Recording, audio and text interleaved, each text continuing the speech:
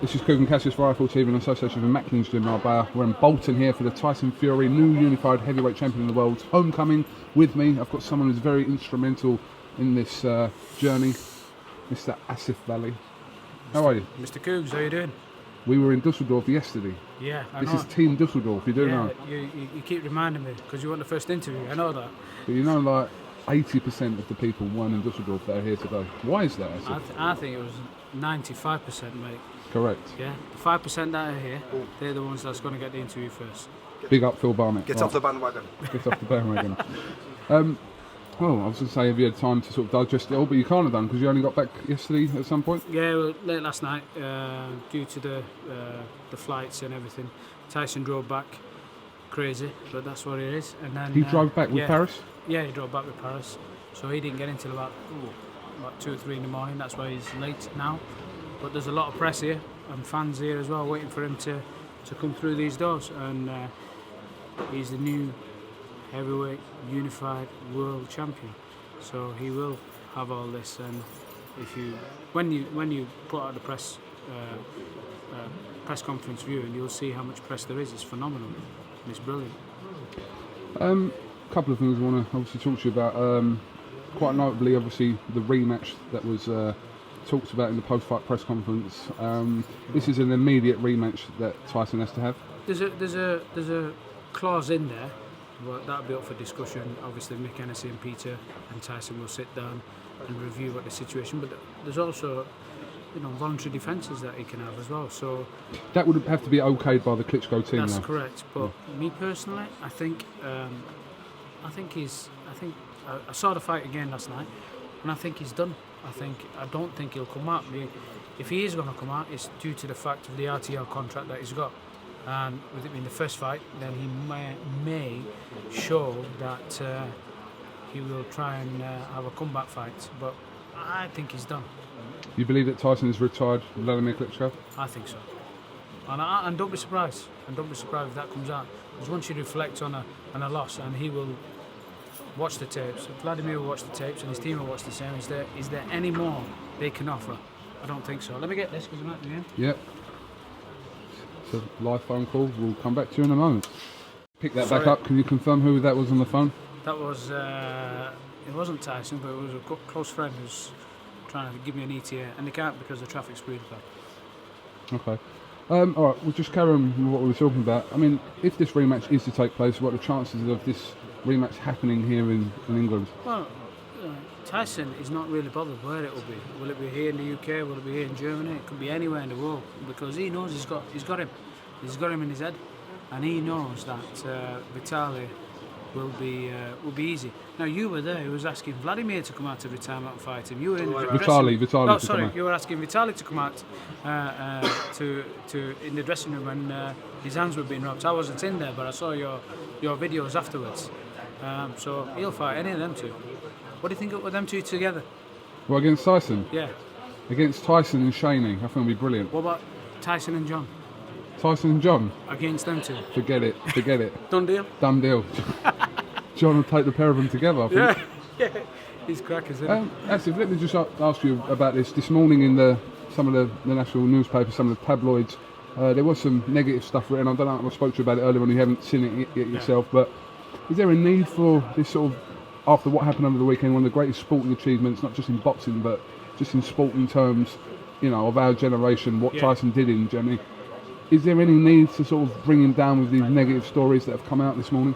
I haven't seen him, and I know you had a discussion with me about it. Some of the nationals have written some stuff, which I'm surprised about. Why do you want to do that for?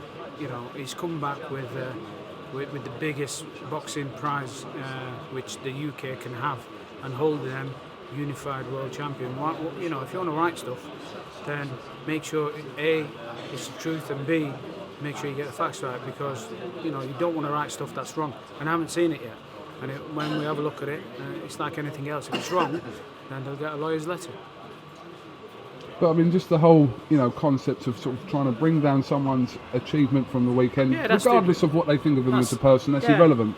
Yeah, that's silly, isn't it? Because you know as well as I do, there's very few and far-fetched moments like this happen in in anybody's life, and for us to be involved in it was fantastic. Obviously you got involved in it a little bit more with other boxers and fighters that are out there, but for myself and for Tyson, it's just a brilliant news and brilliant achievement.